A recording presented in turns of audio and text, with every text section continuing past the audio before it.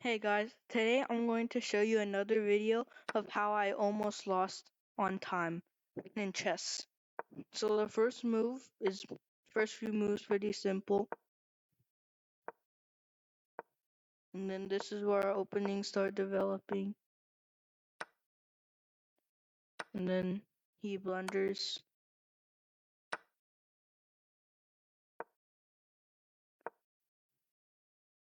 So here I kind of sacrifice it.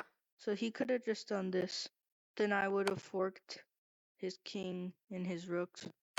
But instead, he actually takes it, which blunders his queen to where I could take it.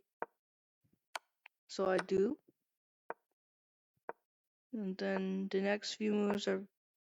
So the reason I played this move was because he couldn't do anything because he couldn't take my bishop because the king would be, or my queen would be checking him. So he moves here and I totally forgot about what was happening here. So I just moved my pawn up. So I just blunder my bishop. And then I finally castle. So then he threatens my queen. I check him. He moves away.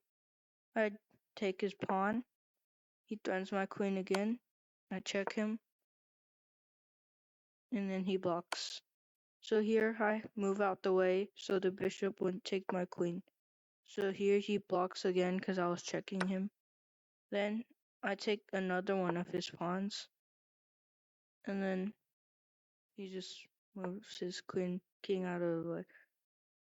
So here I don't really know why I did that, but I just take his bishop because I thought that was like a good trade. So he just takes it and earns the advantage. And then I actually blunder here because this is actually the best move they could have played, because I couldn't protect this at all because they would just give me a checkmate down here. So what I did was just I took that. So like he had to take my queen. So then I was now down a knight. So he takes my pawn and then I move my pawn up. He threatens my rook and then I threaten his knight. He moves out of the way. I move my pawn and then we just play a few moves. Somehow I got 2 inaccuracies in a row. So he moves here to prevent me from checking him. And then I threaten to take his pawn. He threatens my rook. I move out of the way. He moves back. And then I move back. So now he finally takes my pawn and I trade with him.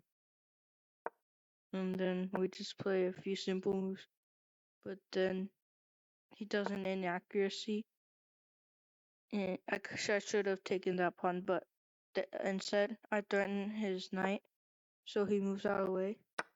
So now here, I only have 45 seconds left and he has 5 minutes. And he has way more than me because of that really good move I was talking about. So we exchange pawns. I move again. He actually does an inaccuracy and I just give him my pawn, which gives him a pass pawn here. And I threaten to take it so he wouldn't make a queen, but then he defends it. So I move up to just take his pawn, and 2 blunders in a row here because I could have just taken that pawn, which is really threatening. But then I finally take his pawn. He checks me, and then I move back, and then we play a few simple moves, and then I check him. We finally trade rooks because I have 3 pawns and he only has 1. So I just start making way for my pawn to go down the board. and then he doesn't let me promote and takes my pawn. So I just try to promote again. And here I only have 16 seconds left, so I'm about to lose. But then I keep pushing my pawns. And then I make a queen. So now I only have 10 seconds. So then I just started pre-moving. And here I could have already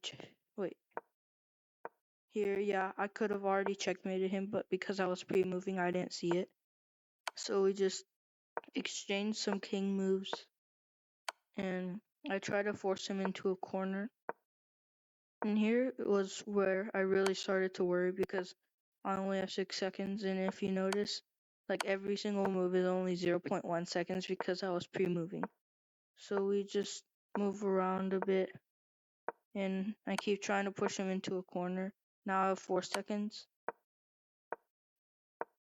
If you think I'm bad, it's because these are pre-moving because I was really nervous. And I finally push him into a corner and I checkmate him.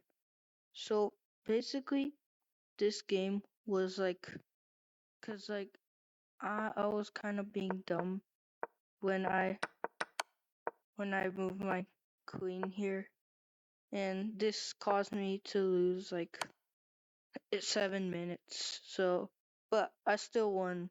So thanks for watching, guys.